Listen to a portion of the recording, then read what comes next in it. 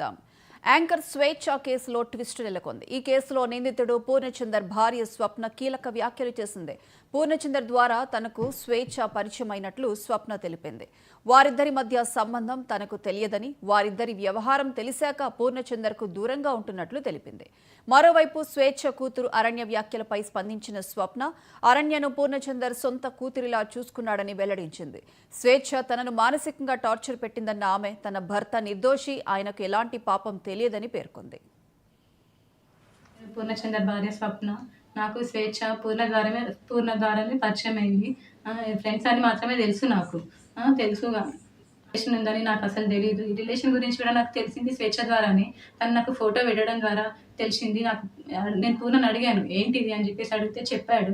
చెప్పినాక నాకు ఆయనకి గొడవలు స్టార్ట్ అయింది. అక్కడ నాకు ఇంకా తెలిసింది ఏంటంటే అక్కడ కూడా తనతో గొడవలు ఉంటున్నాయి అని చెప్పేసి అంటే ఇంకా నేను ఆయన ఎందుకు ప్రెషరైజ్ చేయాలి అని చెప్పేసి నేను ఆయనను వదిలేశాను.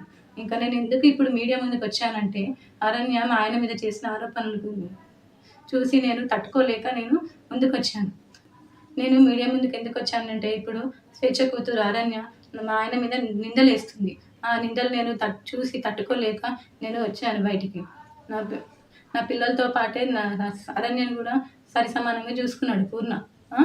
చూసుకున్నాడు, తనకి స్కూల్లో జాయిన్ చేశాడు, ఫీజులు కట్టాడు.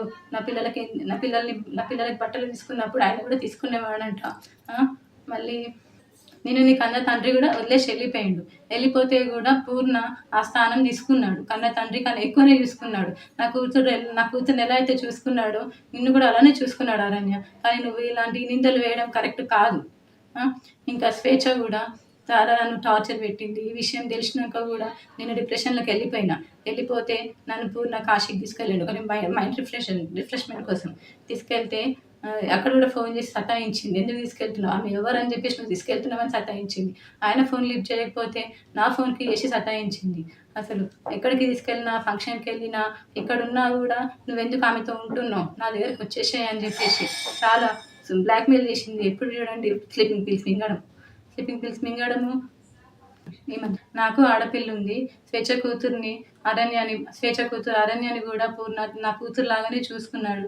నాకు తెలియకుండా పిల్లలని ఆమె దగ్గరికి తీసుకొని వెళ్ళి ఆడిపిస్తుంటే వచ్చేవాడు. తర్వాత నాకు నా పిల్లలు చెప్పారనమాట, అమ్మ ఒక అక్క దగ్గరికి వెళ్ళి ఆడుకుంటున్నాను, ఒక ఆంటీ ఉన్నది, ఒక ఆంటీ నన్ను అమ్మ అని పిలవమని చెప్పింది అని చెప్పేసి నా కూతురు చెప్పింది.